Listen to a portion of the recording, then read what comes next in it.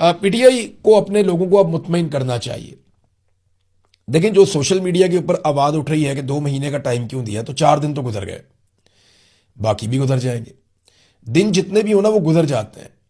आप इसको कितना भी लंबा करें, इमरान खान साहब ने 3 साल की जेल काट ली है।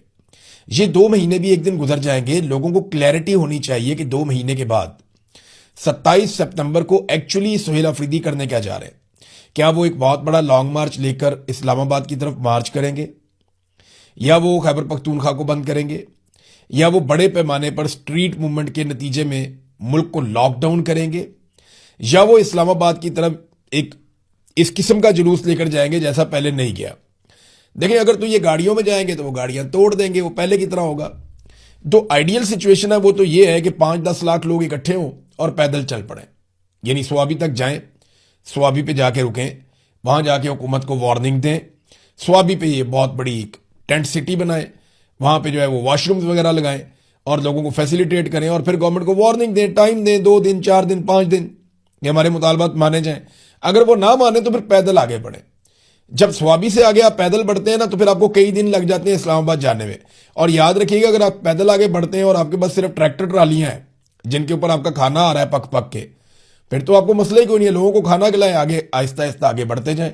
अक्टूबर का महीना मौसम में बेहतरीन होता है, उसमें आप खुले आसमान के नीचे भी रह सकते हैं अगर बारिश ना हो तो आरजी बंदोबस्त भी किया जाता है, टेंट वगैरह भी आप साथ रख सकते हैं ट्रैक्टर ट्रॉलियों के ऊपर। अब ट्रॉलियों को तो नहीं तोड़ सकता, उनके तो शीशे होते ही नहीं है। तो ये एक हो सकता है कि अगर 100-150 ट्रैक्टर ट्रालियां साथ ले लें, उनके अंदर खाने पीने का सामान, देगे शेगे बाकी चीजें रख लें, 200-250 ट्रैक्टर ट्रालियां हो जाए, ज्यादा भी हो सकती हैं, और लोगों को लाखों की तादाद में पैदल चलाकर इस्लामाबाद की तरफ ले जाया जाए, तो ये हुजूम एक मुसीबत बन जाएगा।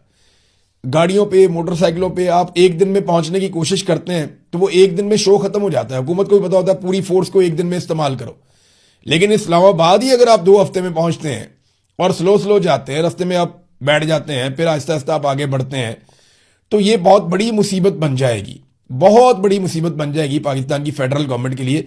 वो इतना प्रेशर, इतना दबाव वो ले नहीं पाएंगे। तो पाकिस्तान तहरीक इंसाफ को जो भी हिकमत अमली है वो फौरी तौर पे बनानी चाहिए। आज चौथा दिन है, अभी तक कोई कार्रवाई मैंने देखी नहीं, कोई एक्टिविटी मैंने देखी नहीं।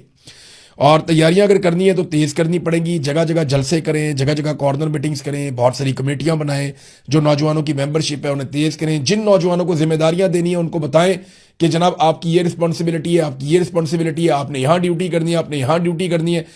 हर 10 नौजवानों के ऊपर एक नौजवान को इंचार्ज बनाए। ये सारा कुछ जो है ना वो ऑर्गेनाइज तरीके से होगा तो फिर आप मुकाबला कर पाएंगे, क्योंकि जो पाकिस्तान की मिलिट्री एस्टेब्लिशमेंट है वो ऑर्गेनाइज तरीके से ये लड़ाई लड़ती है। अगर ये पॉलिटिकल